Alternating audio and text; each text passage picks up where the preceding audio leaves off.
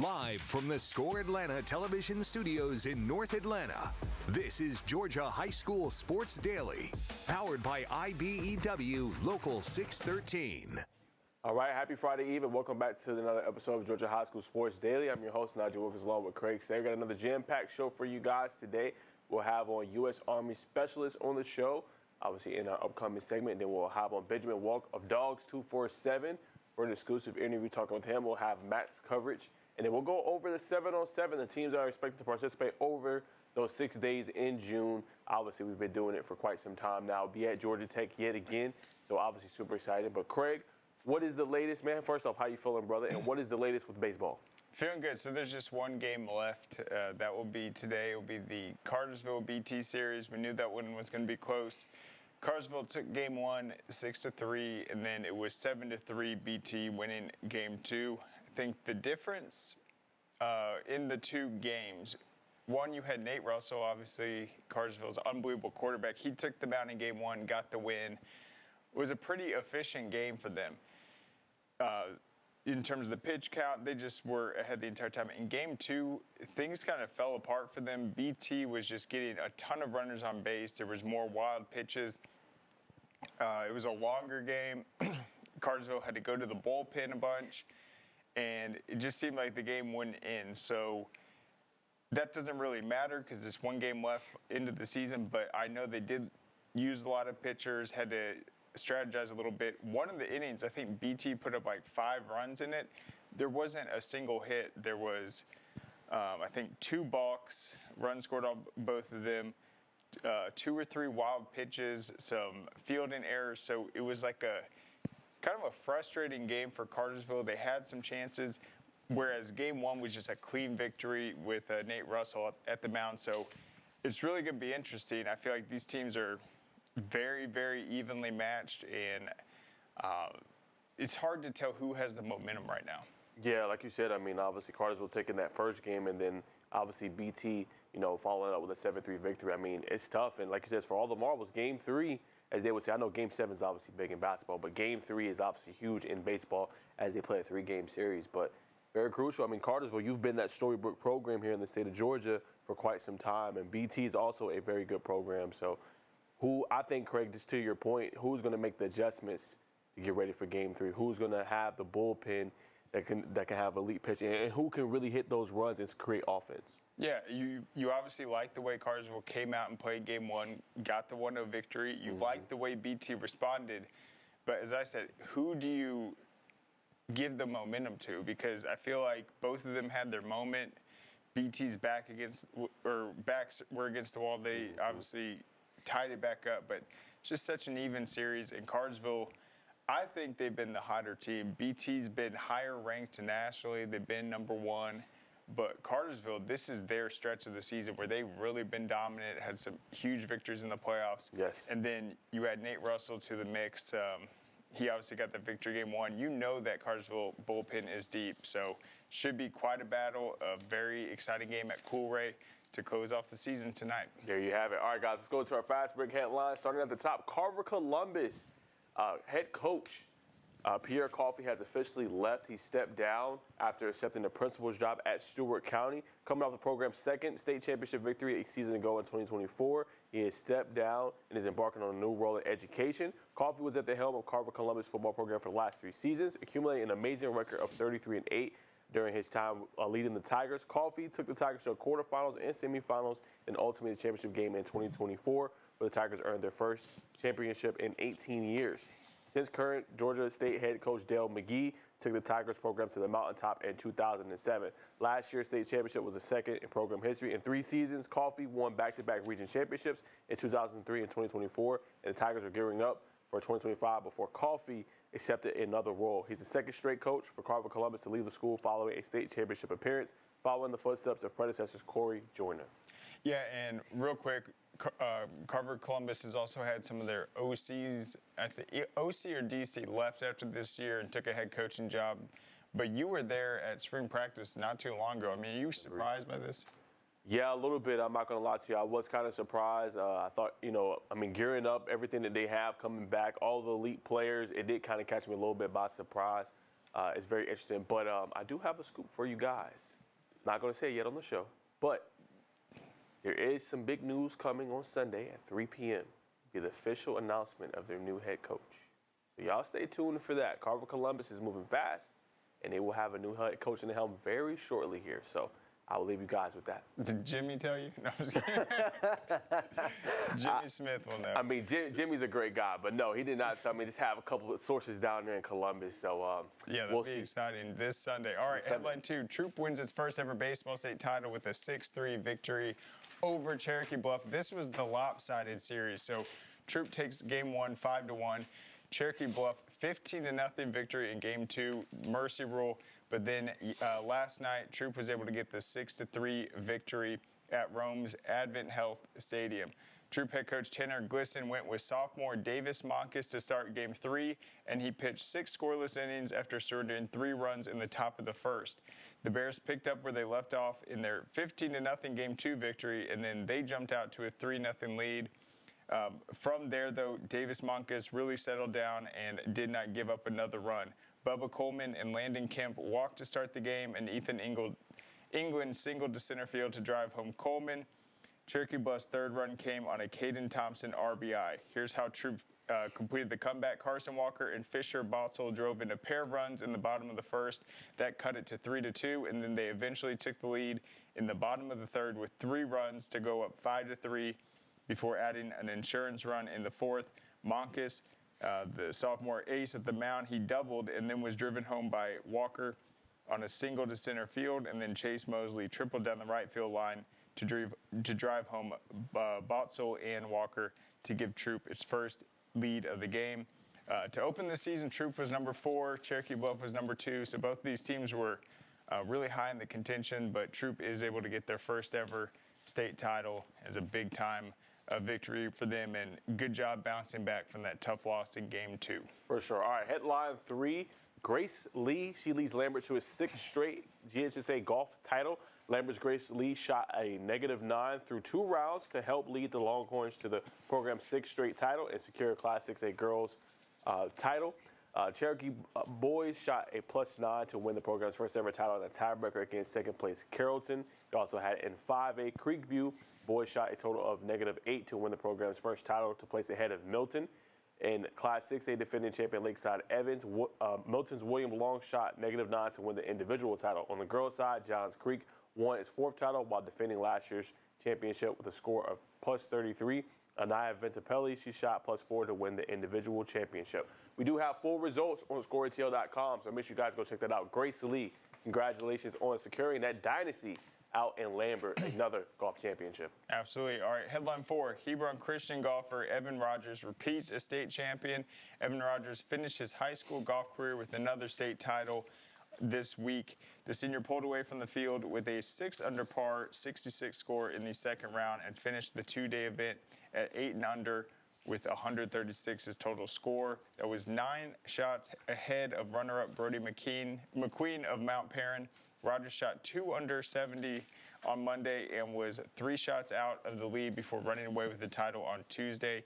This was his 2nd consecutive championship. As a junior, he won Class 3A with scores of 69 and 70. Only a bogey on number 10 slowed him down in Tuesday's final round. He racked up 5 birdies, 4 in his final 5 holes for a front 9 score of 31. After the slip-up on the 10th with his only birdie, he tacked on a birdie at number 13 and number 15. Big time accomplishment for him winning back-to-back state titles. Yes, it was. All right, guys, GAC, Greater Atlanta Christian, has won another tennis state championship, completing a dynasty, their 3rd consecutive. They added another notch on their belt this past week, defeating Darlington 3-0 in the private school state finals. Unlike last year's 3-2 victory over Chattahoochee, which was closer, the Spartans glided towards the three-peat, getting contributions from the number 2 double teams of Brady Gessner and Freddie Doug, giving GAC an early 6-0, 6-0 win.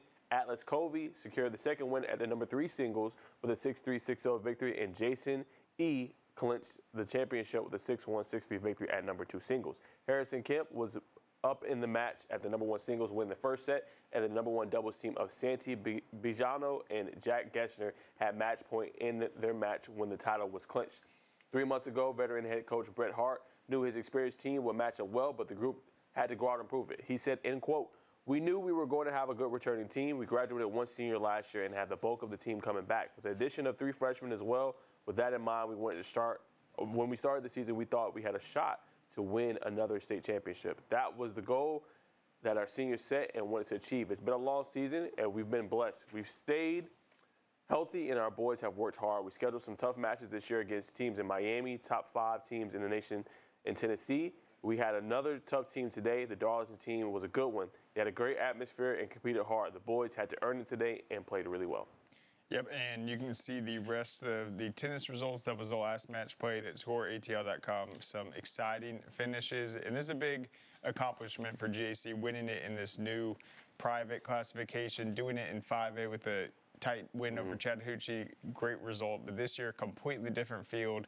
They still conquered it and got that victory. Yes, they did. All right, guys, that's going to do it for this segment. Coming up after the break, we'll talk to Allie Campbell of U.S. Army for an exclusive look at the latest that she's been doing and also a partnership. Great teams are committed, focused on the details, and work hard to be their best. From practice to games, right down to their gear. Your field is a critical part of the game that allows your athletes to showcase their athletic abilities. Sports Turf is committed to bringing your team innovative sports surfaces with unparalleled performance. You bring the vision. Our team brings it to life. This makes my dad proud. He went through his whole career as an employee. Now I'm the employer, something he didn't achieve. We are signatory to IBEW and do IBEW people wherever we go that we feel like they are faster and better than any of our competition. The advantages of being a signatory contractor is you're trained employees. You have unlimited manpower. It allows me to bid on jobs that I ordinarily would not go after. We celebrate the athletes, the buzzer beaters, the record breakers, the wins. Now, it's time to celebrate the people behind it all. The advice givers, the community shapers, the game changers, the life changers. It's time to celebrate our coaches. Join all of us at BSN Sports and show your coach some love by sharing their story with #ThankYouCoach. Man, you know how to do this? Man, I don't even know. I was flipping burgers last week. Violation, unsportsmanlike conduct, impersonating a craftsman. Skilled trade unions are well-trained career pros, not part-timers. Construction is a rewarding and lucrative career with the advancement potential, but you have to do it the right way with the right training. Learn how you can be a pro. Find your career at GeorgiaConstructionCareers.com. Georgia High School Sports Daily is presented by GeorgiaConstructionCareers.com. Transform your future today. And by Smart Local 85. Sheet metal is a smart move. All right, welcome back to Georgia High School Sports Daily. It is now time for an exclusive interview with Army's Allie Campbell, so let's go ahead and bring her on the show. All right, there she is. Hey, Allie, how's everything going? Hey, it's wonderful. How are you guys? Doing good. We appreciate you so much for coming on. Of course. Yes, ma'am. So I just want you to tell the audience, for those that don't know you, just a little bit about your role, kind of just how you got started into the Army and just kind of the impact it's kind of had on you. Yeah, no, thanks for the opportunity. So I'm the recruiting operations specialist for 6th Brigade Army ROTC. So we cover all of the college Army ROTC programs in the Southeast, all the way from Louisiana, all the way down to Puerto Rico and the Virgin Islands. So my job is the scholarship management, recruitment, sponsorship coordinator for sponsorships like we've conducted with you guys. I was actually a cadet in college Army ROTC about 10 years ago at a small school, North Alabama. So it was a really great experience for me. Didn't work out for me medically to be able to join the Army. So this became the next best thing on working for them as a civilian. I've been here with 6th Brigade for about 5 years now in Savannah, Georgia. Really rewarding job, great job. And it's a really good experience to see the cadets go all the way through the program and how we have an impact on them. For sure, and obviously told a little bit about your story, but just how can, ROTC, the Army, just be beneficial for just young adults, and what are some things they can do in order if they want to get involved in this program? Yeah, no, great question. So the biggest misconception we have with ROTC on the college level is that you have to have done junior ROTC in high school, which is very incorrect. We have athletes, we have football players, track stars, cheerleaders, you name it. We've got plenty of students in other athletics organizations. You know, one of our cadets on the screen right there down at University of Tampa. Um, Obviously, the high school junior ROTC program is designed to, make better citizens, and a lot of them do join ROTC in college, but not a requirement. So, the big advantage is we do have a lot of financial opportunities and incentives for students to join ROTC in college, but it really helps you kind of work through your college experience, get that leadership experience where when you graduate, you're way above your peers that are not in ROTC, where you're going to be promoted on the civilian side faster, you're going to have more experience, and when you get out of the Army, you're more attractable to the civilian workforce. And then you obviously just talked about and outlined obviously some of the benefits. So just talk a little bit about just some of the career opportunities. I know you talked about just advancement in your career, but also just maybe the scholarships that can help the kids if they want to go off to school and like you said, they can advance and already be ready when they graduate. Yeah, most definitely. The big opportunity we have is for high school seniors. Any seniors going into their senior year come August, September. The National High School Scholarship application opens on June 14th. There's a board in October, January, and March where you can have an opportunity to get a full tuition and fee scholarship or a room and board scholarship that sends you $6,000 every semester straight to your bank account to use for room and board, whatever you need to for that semester. So that's a big, thing I'd really encourage any high school seniors that are going into. It's not doesn't lock you into the Army, doesn't say you have to join immediately. You can decline the scholarship, but if you don't try, there's no way to know if you could even get a 4-year to the school of your choice with a degree that you want to pursue. It's not dedicated to be an Army degree, so you can do whatever you want with that degree while you're in college. And then last question before I throw it to Craig, just in your eyes, when you see students enroll in obviously the ROTC program and join the Army, just in your eyes, what do you think it takes just to be successful in this, for students? Like, what are some key qualities, attributes, traits they have to have in order to be successful? That's a great question. So in ROTC, we really focus on something called the Scholar Athlete Leader model. So the great thing about ROTC is if you come to us where you're a really great athlete, but you struggle on the scholar side or maybe the leader side, ROTC helps build those weaknesses that you have to make you better in all areas by the time you graduate. So I would say as long as you are determined, have a will to be there, have a will to show up, be part of a team, and kind of make something better of yourself, then ROTC is a really great fit for you. Even if it's just to try it out, you can try out ROTC for up to 2 years before any obligation to commit and contract as a cadet. So that's really a great opportunity for you to just show up and see if it's something that you're willing to be a part of. And then, Allie, obviously, it's graduation right now for these seniors. Some of them have a plan of what to do, but what's maybe the best time for them to start getting involved? Is it, right after they graduate in the summer? When's some of the busiest times of the year? No, great question. So you've kind of got a couple different opportunities on how you can join ROTC. So for these high school seniors getting ready to go to college, I highly encourage you to seek out the ROTC program at your college, at your orientation browse session, just to see how it can fit in your schedule. If it's something you would be interested in, we've got a lot of really great programs. Obviously here in the Southeast, we've got lots of beaches in Florida where you've got schools where you can be at the beach in 10 minutes, but there's a lot of great programs nationwide where you can do ROTC as well. If you don't connect with someone this summer, you can go to the ROTC department on your campus at any time and say, hey, I'd really like to try out for a semester, see if this is something I want to do, and they can get you taken care of there. Or let's say 2 years down the road from now, you're in your junior year and you don't really know what you want to do. You don't know what you want to do after graduation, what degree you want. There's an opportunity called Basic Camp where you can go to a summer training that's 30 days at Fort Knox, Kentucky, a little bit outside Louisville, where it's essentially a kind of crash course of what you learn in your first 2 years of ROTC. And then you can come back as a junior, graduate, and then you'll finish your last 2 years there with ROTC, obviously with the potential to hopefully get a scholarship when you come back or a $5,000 basic camp bonus. So there's a lot of different options, really depending on what fits in your schedule and where you are with your college career and your life in general. So there's always opportunities to join ROTC no matter what grade you're in. Yeah, and this week we've been covering some of the valedictorians and stuff. A lot of them are participants of the JROTC. Obviously, a lot of them are going to go on to join you guys at this stage, but have you seen the participation growing for junior ROTC, and how has that been going? It's definitely a growing population for us. We're seeing a lot of really elite advanced students coming up, which is a great thing to see for high schoolers and college students combined.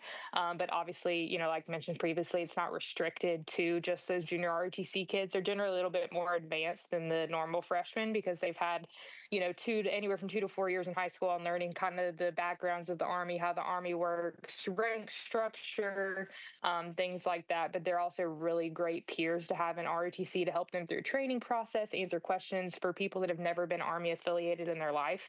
So they really bring a competitive advantage to the ROTC program and to their peers in the program with them. And you guys are able to help with scholarship opportunities, but talk about the career side, how you guys are able to, buttress that. Yeah. Yeah, most definitely. So that's kind of the great thing about doing ROTC in college is when you graduate, you commission as a second lieutenant in the Army. You can either compete for active duty or you can go to the National Guard Reserve part-time service side. So you are guaranteed a job with the Army as soon as you graduate, which a lot of people when they graduate college are not, they have no clue what they're going to do, definitely don't have a job lined up. So it's a really great career builder. Starting off, most second lieutenants are making about $65,000 annually a year, with other benefits from the Army for housing, other kind of incentives to their paycheck. They get uniform stipends. So there's, you're really set for success once you graduate. I know when I graduated college, I, found a job here with Cadet Command, but there were a lot of my peers that went a year, 2 years that didn't have a job in their career field just because it takes time to find a job once you graduate. So that's really the biggest benefit opportunity where you can go to a duty station of your choice if you're selected and go kind of that active duty full time or National Guard Reserve part time service, depending on what you want to do outside of the Army with your career. And then you've done a great job explaining all this, but where's the best just place for these young kids to go to just learn a little bit more and just find out what it takes, the requirements to get involved? Yeah, no. So there's obviously online opportunities, goarmy.com/ROTC is a really great, just one-stop resource. But I'd also really highly encourage you to reach out to the ROTC program at the college they're looking at attending, or even a college they're interested in if you're not heading to college yet. Most universities have a ROTC landing page with the recruiter's name and phone number. They're all really useful and really user-friendly to reach out to, so they'd kind of be able to answer the specifics on that individual college program they're interested in attending. Gotcha. And then one more time, just the general requirements. So general requirements, you have to be a U.S. citizen. You have to complete a Army medical exam and pass with that criteria. You have to pass a Army fitness test. To be able to contract, you obviously take one before you commit, but you will be able to pass those fitness standards. The Army's actually in transition plan to a new PT test right now. And then you have to just maintain a 2.0 GPA throughout your college career. So pretty minimal, easy requirements in the grand scheme of things to join. Oh, well, Ali, thank you so much for joining us for today and just talking a little Thank you, bit guys. about ROTC. We hope you have a great rest of your day. Thank you so much. You as well. Yes, ma'am. All right, guys. Coming up after the break, we will talk about 7-on-7 and gear you up for some of the teams that will be playing this year at Georgia Tech.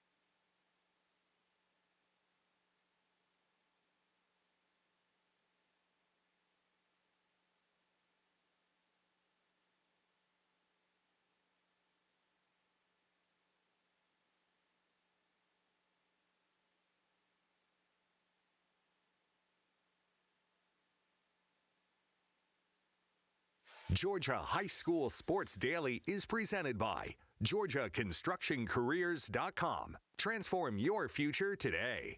And by Smart Local 85. Sheet metal is a smart move. All right, guys, welcome back to Georgia High School Sports Daily. Now it's time to go over our 7-on-7 schedule. Obviously, for this summer, June is right around the corner. We know we have Memorial Day this weekend, so without further ado, let's go ahead and talk about some of the teams. We'll go ahead and start with June 10th. June 10th will be Carver, Atlanta, Cedar Grove, East Paulding, Trinity Christian, Mill Creek, Newton, North Atlanta, Northgate, Paulding County, Riverwood, South Forsyth, South Gwinnett, Walton, both of their teams, Whitefield Academy, and Woodward. Yeah, just a really intriguing group of teams. Mill Creek stands out. You see the blend of different classifications, lower classifications, Carver, Atlanta, Cedar Grove, powerhouses. To me, what I love about our 7-on-7, I think 7-on-7 is useful for anyone, but not only is this one so big, it's with their teams. Like, it's not one of those all-star 7-on-7s. They're really going to be trying to get their plays right, get their route combinations, the timing, and we've been doing this for several years now. What did we see last year that stood out? Well, one, Milton, they didn't lose. They absolutely dominated. Two, we got to see teams like Norland from Miami. I mean, they came out and absolutely dominated, going up against one Georgia school after another, playing outstanding. So people will say, well, it's not real football. Trust me, you can see what teams are going to be ready in the fall. 100%. All right, let's go to our next part of our list. June 11th, you're going to start with Coffee, Collins Hill, Coosa, Decatur, Dunwoody, Fellowship Christian, Franklin County, Lanier, New Manchester, North Murray, North Paulding, Raven Gap, River Ridge, South Paulding, Wesleyan, and West Forsyth. Yeah, Raven Gap, that one is going to be interesting. We've seen what they've been doing, pretty much becoming the IMG Academy point two, just dominating so many prospects, so many great players.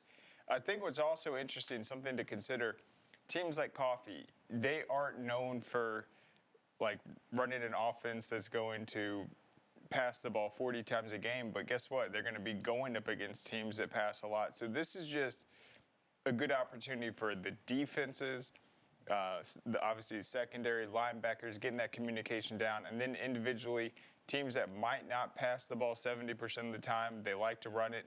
It's a big opportunity for them to maybe find they have a hidden gem on their offense, a receiver that can win those matchups, and then maybe a receiver that's going to play a more quiet role this year that stands out in these events and is able to get some opportunities to play at the next level. We've seen that happen also with some of the Georgia Tech coaches around looking at some of these athletes. For sure. All right, let's go to day 3, June 12th. So you're going to start with Athens Academy, Clay Chalkfield, Creekside, Denmark, Dodge County. You're going to have Hillgrove, Houston County, Cale, Lambert, Locust Grove, Milton, Noonan, Norcross, Rome, Seconder, and South Atlanta. For me, I think this is the most loaded day.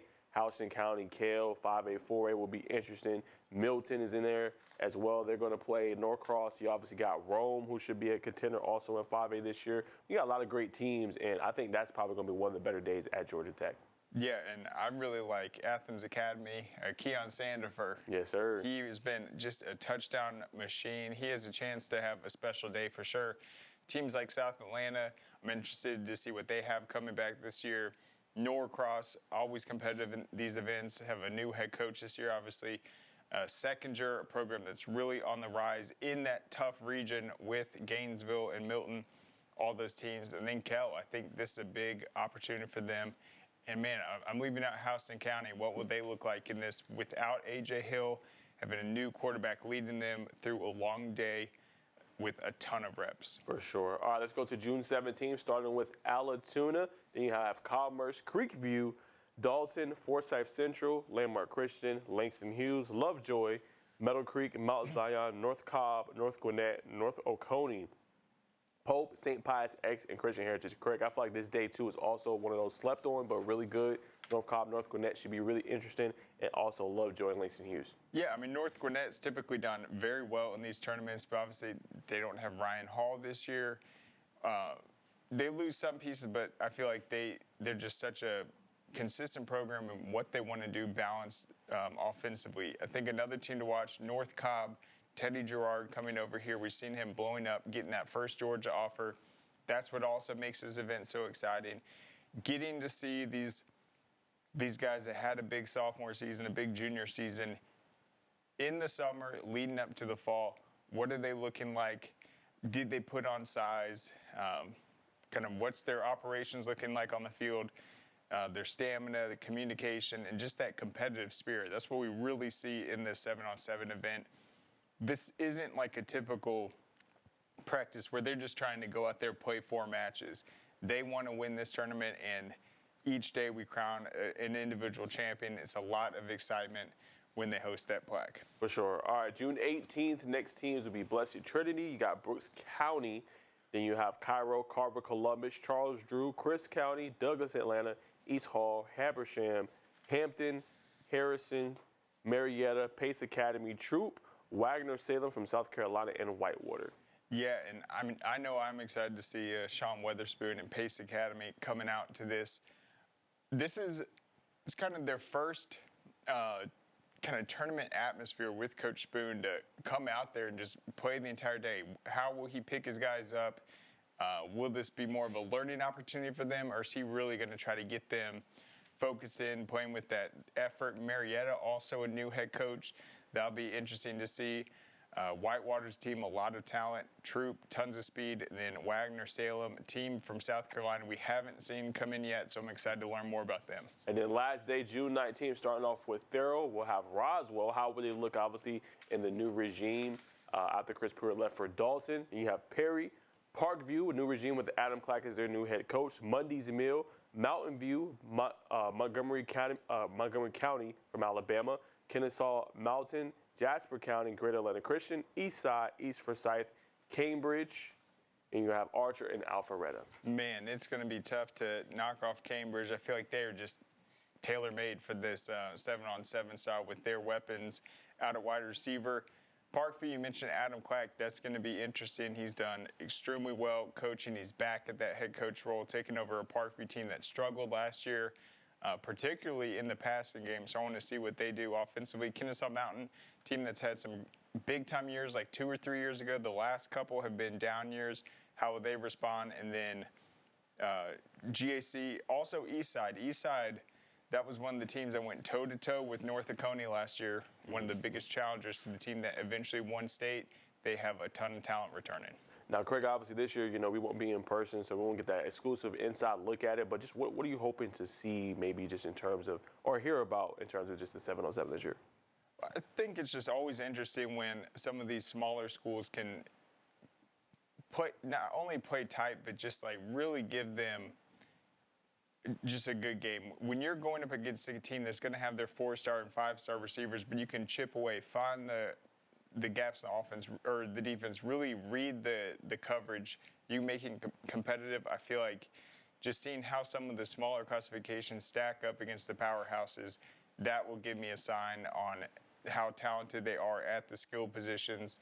And we'll get to see that not only who wins it, but in these individual matchups. That's honestly one of the reasons we knew Carver Columbus was on the cusp last year, but when I went down there and they were playing BT deep into this playoffs, they were so talented in that secondary, locking down those receivers. I knew they had that physical presence on the outside, and then offensively, that deep ball, you could just see it. 100%. Well, guys, it's going to do it, obviously, for this segment. Coming up after the break, we will talk to Benjamin Wolk of Dogs 247 for an exclusive interview. We celebrate the athletes, the buzzer beaters, the record breakers, the wins.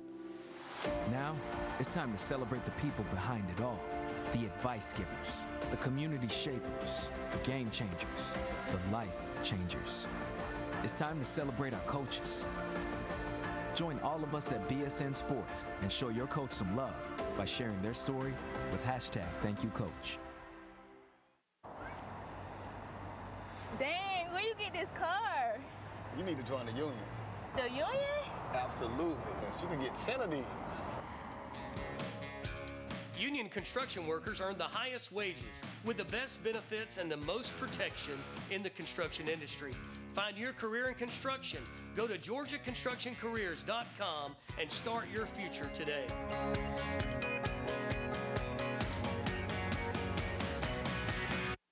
A journeyman with Local 85, when you turn out, you can be hitting six figures. Hey, I have your back, you have my back, we're gonna do this together. We're one for all for one. College just wasn't for me. Let's look into actual career jobs that wouldn't take college, where I wouldn't, lose money and all that. Instead of losing a lot more money at the end, why not make money and make more money at the end?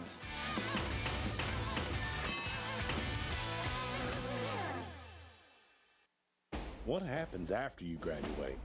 Will you go to the next level? Will people have your back in the heat of the battle? Will you still train like a champion in pursuit of greatness?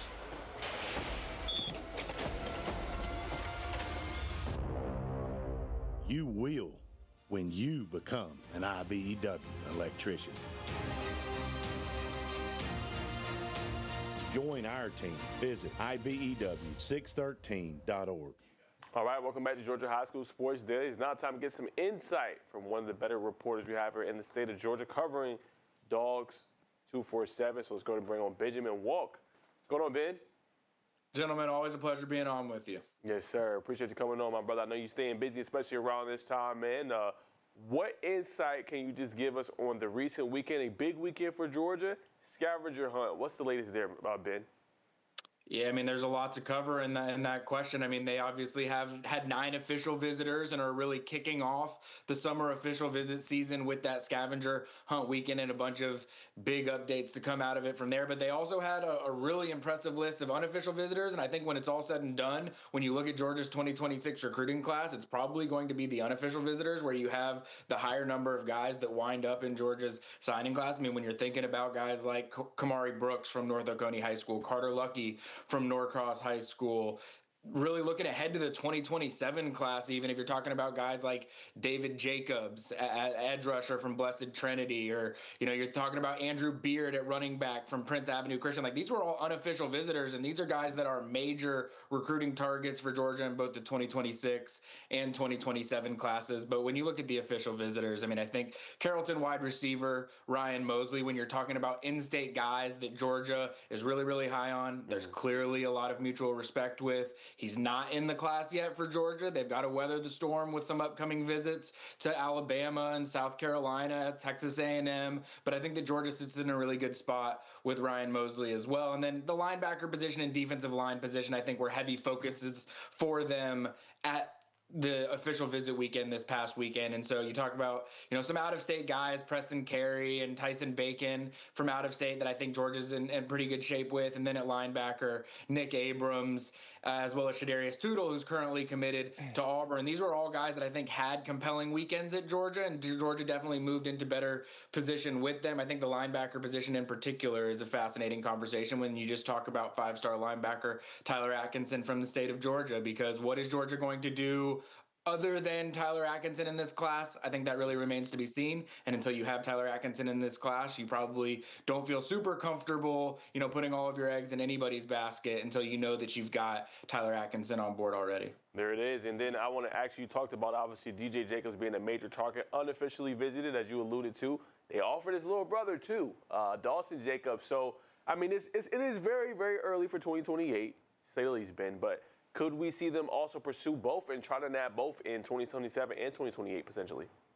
Well, there's no doubt. I think that you talk to anybody, everyone sees David Jacobs Jr. and what his profile has become. And look, anybody who's been around the state of Georgia for the last couple of years has seen what DJ Jacobs has developed into. I mean, every time I see him, I'm more impressed by him than the time that I saw him previously. And I think that that's only going to continue for the next 4 or 5 years as we start talking about him as a potential NFL draft target down the line as well. And so absolutely, DJ Jacobs is one of Georgia's top targets in the 2027 class. But I caution people, don't think of Dawson Jacobs as DJ Jacobs' younger brother, because this is a guy that's probably going to project into more of an interior defensive line target than DJ is. And I think that Georgia loves this guy. I've talked to some other schools outside of Georgia over the last few weeks when I've been out on the road who have all raved about them when they've been out to Blessed, or raved about Dawson when they've been out to Blessed Trinity as well. So absolutely, I think both of these guys are going to be major targets for Georgia and major targets for just about every school that you can mention across the country. For sure. And then speaking of that, last one before I throw it obviously to Craig, we got a chance to see him obviously in person. We both made pit stops all over the state, obviously over the spring practice. But Craig Dandridge, I know he's leaning kind of towards that way. Just what's your thoughts on him and maybe him landing with Georgia? Well, I mean, look, you're showing the footage here of the practice that we were out at. I mean, we were mesmerized watching this dude. I made the comment to you while we were out there, like, you can go to high school practices or games and try and get footage of guys, and you could shoot for 2 hours and maybe get a clip or two, and you're like, okay, I'm going to go with this one. It's the best one that I've got. I'm sure you had clips upon clips upon clips of Craig Dandridge to be able to share with folks, because I was only there for the second half of the practice. I'd gone to Milton right before that, and he had so many plays just in that hour that you could have put any one of them out there and people would have been saying, wow, this guy's impressive. I've talked to our scouting team about it. I think he's one of the more underrated players in the state of Georgia right now on our side of things, just because he's put up the statistical production that's there. He's getting recruited heavily by Georgia, like you mentioned. We were out there the same day that Clemson was out there, and even though they've got 3 guys committed already, they still want Craig Dandridge. And so that gives you an idea of just how highly these programs think of him as a player. And, I do like where Georgia is right now, but there's definitely still work to be done with all of these official visits coming up. Yeah, I've been so impressed. I saw him tear it up against Walton, some big-time catches. To me, some of these highlight plays reminds me of Sokovie White, where you'll see him, it will be pass interference. He's got 2 guys draped on him. He goes up, catches it with one hand. Or he has this ability to have those quick screens and then find the opening, use that speed. He's so valuable. I want to go back to just in general, these unofficial visits and official. Now that we have the transfer portal, some of these guys, they might not stick with Georgia at first, but maybe they'll come around later. How important is it to just foster a good relationship in this new landscape with the transfer portal, knowing that these guys might go somewhere else, they might come back to you later? I'll give you a great example of that just from the past couple of months. Walt Claire Flynn, the offensive lineman that previously played at Grayson, went to UCF. I saw him out at Grayson's practice that I was at a couple of weeks ago, and I was kind of just asking him, like, why did you want to come back to Georgia? Like, what compelled you? And he said, when Kirby Smart picks up the phone, what would you say to him? And it's just that when you establish strong relationships, meaningful relationships with players, especially within the state of Georgia, that maybe you don't go full out for during their high school recruitment, but after 1 or 2 years of development and some college film that just makes you feel a little bit more comfortable with them, you circle back around to them. And if you don't have those relationships with them, they might feel slighted from how you might have handled it during high school recruiting. And so when you establish that and you have strong, real conversations with them during their process and explain to them why you might be here, why you might be there on the board, and what you think avenues could be for you to still be successful even if you weren't to come to Georgia right now. Like, these are the types of conversations that Georgia position coaches, and then going all the way up to the head coach, are willing to have with high school recruits, especially when they know this is a guy that we need to keep our eye on, 1, 2, 3 years down the line, just because, like you said, Craig, just the way that the world works nowadays, you have to be thinking that way a little bit differently than you would have in the past. Yeah, leaving that door open, certainly a healthy thing that's entered the whole recruiting process. I want to ask you about Andrew Beard. He got, I think, injured late in last season, but I think at one point was leading Prince Ave in receiving and rushing. He is such a special, dynamic player. Where do you see him just heading into this next season, the impact he can have and the type of prospect? Well, like you said, he's one of those guys, especially, at the private A level that he's playing at. Like, he can play every position that Prince Avenue wants him to be able to play. I mean, he could get realistic recruiting looks as a defensive back, as a return guy, maybe even as a slot guy, just depending on what he wanted to focus on. But he's really keyed in at the running back position, and I think that most of the schools recruiting him have looked at him the same way. And I'll tell you this, I was out at Hebron scrimmage on Monday, who they played twice last season. Prince Avenue Avenue winning in the regular season, Hebron, winning pretty convincingly in the state championship game. And there was a key difference between those two games. And all of the coaches that I spoke to out at Hebron acknowledged this when we were having some conversations pregame before their scrimmage. Like, Andrew Beard is a special player, and there was a notable difference between what Prince Avenue was able to do on film in the regular season with Andrew Beard, and then in the state championship game without him. And, I think that Hebron had some players on their defense that are special and maybe underrated in their own rights, and they made some big plays in both of those games that, maybe kept the first game closer just because of what Andrew Beard was doing. I mean, the way you talk to those Hebron coaches, they're like, the dude was just dominating the football game, and they had a couple of individual plays made on the defensive side that kind of weathered the storm on their end too. But, special player. And, as it relates to Georgia recruiting specifically, I mean, he has clear ties to Georgia, being nearby at Prince Avenue Christian, but also being the nephew of former Georgia great Garrison Hurst as well. So I think that that is a very realistic landing spot for him. But Clemson's one that I'm also keeping an eye on, and I'm sure that there's some other programs out there too. Real quick, need a 30-second answer here, obviously, Ben, before we let you go. How is Georgia looking at secondary? I know they got Zach Ford. I know they obviously have Jordan Smith. But they also have a guy that recently announced his top 3, which is Chase Collicutt from Houston. What's the reality there? Could they potentially land him and add another defensive back? Well, you mentioned Chase Collicutt. I think there's guys like Justice Fitzpatrick, Chauncey Kennan, Jara Edwards. I mean, I'll say this. If there's one position group that I feel Georgia is very sound at this cycle, it is going to be just defensive back across the board. That's safety, that's nickel, that's cornerback. Travaris Robinson and Dante Williams have done an incredible job. And then obviously Kirby Smart is very involved in DB recruiting as well. There it is. Gosh, man, you were good. You got that in under 20 seconds, my man.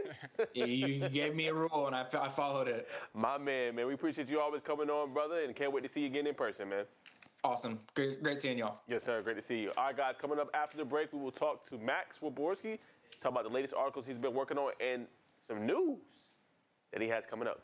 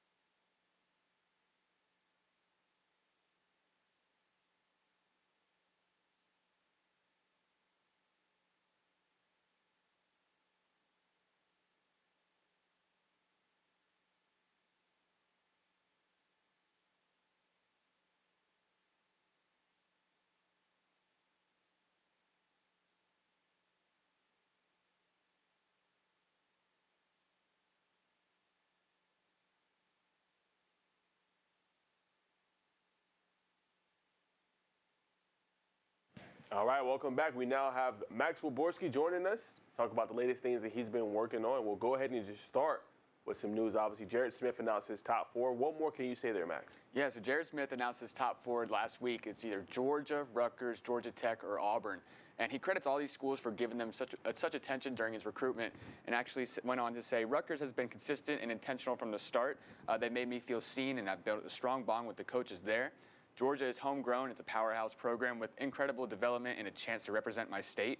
Auburn has this genuine family-like vision and I believe in, and Georgia Tech not only offers high-level football, but top-tier academics, especially in areas I'm interested in for life after football. So he's clearly thinking about it, what's the best spot for him and what can fit his play style and where he'd be the most comfortable and get the most playing time. Now, I seen on that, obviously, I'm not sure if that was a new post because I remember him announcing his top 4, but I seen tomorrow he's actually going to commit. And you're going to have an exclusive interview tomorrow, so can you just talk a little bit more about that and obviously, what you're going to say to maybe, generate a response maybe?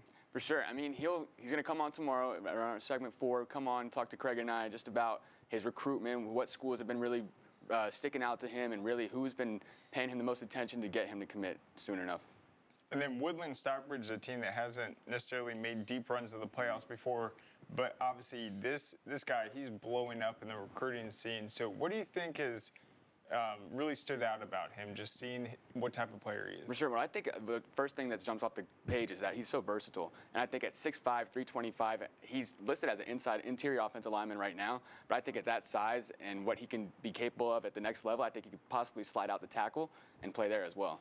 I'll add on to that, Max, just to talk a little bit about him. I seen him up close and personal at UA camp in Atlanta, and he dominated in the winning offensive lineman MVP for the camp. And I mean, he's going up against like some of the best, defensive linemen, right? He's going up against, guys like Control Webb, right? He's going up against guys like Jabarius Gawar out of Alabama.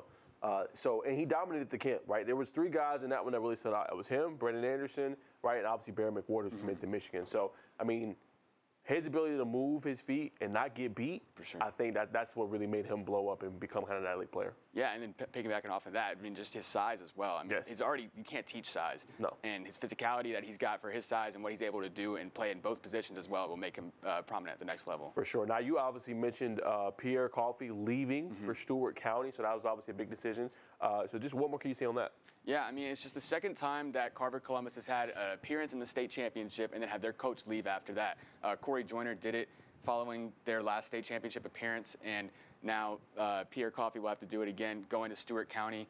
He had a great career at Carver Columbus. They had a 33-8 record along with their state championship last year. So, I mean, who's getting their coaching job on Sunday, but whoever's inheriting that program is going to get something special. So you heard me say that? Yeah.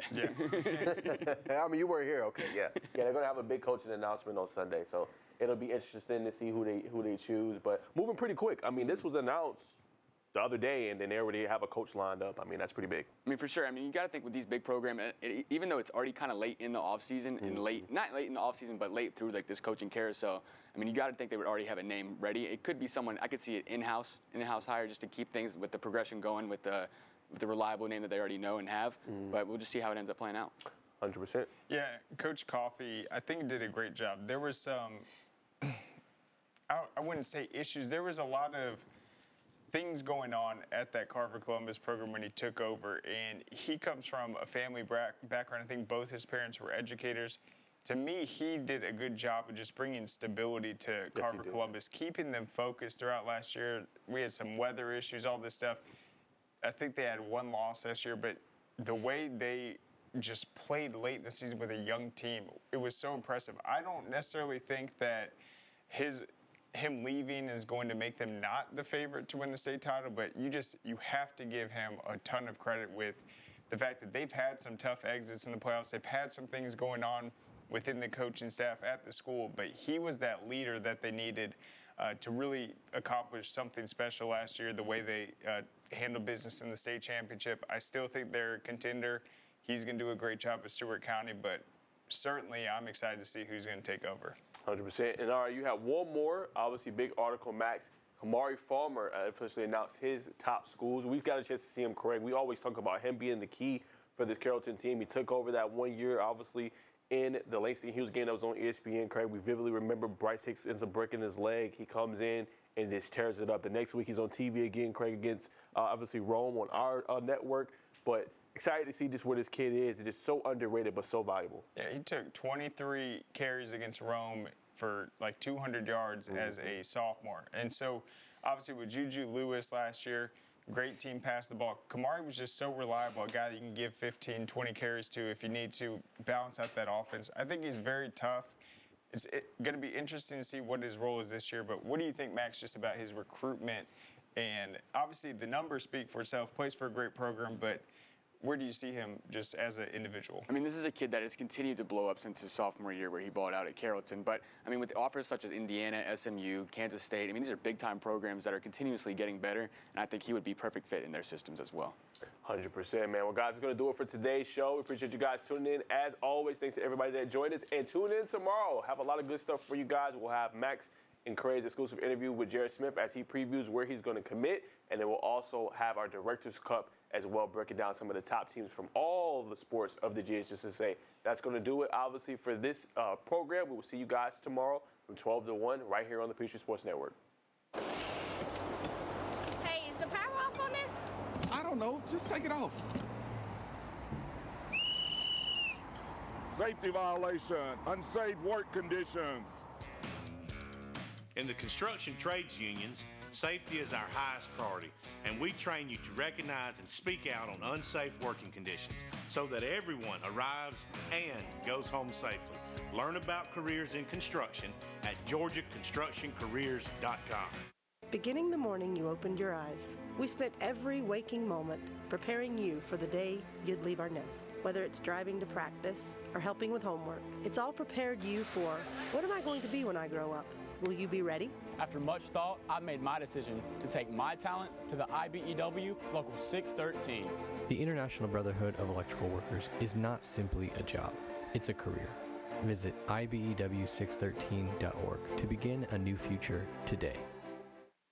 We celebrate the athletes, the buzzer beaters, the record breakers, the wins. Now, it's time to celebrate the people behind it all. The advice givers, the community shapers, the game changers, the life changers. It's time to celebrate our coaches. Join all of us at BSN Sports and show your coach some love by sharing their story with #ThankYouCoach. Are you interested in becoming a deputy or a jailer? The Gwinnett County Sheriff's Office is hiring and looking for individuals passionate about protecting and serving their community. If you are 18 years or older, join our team by visiting gogcso.com for more information. Gwinnett County, together we can make a difference.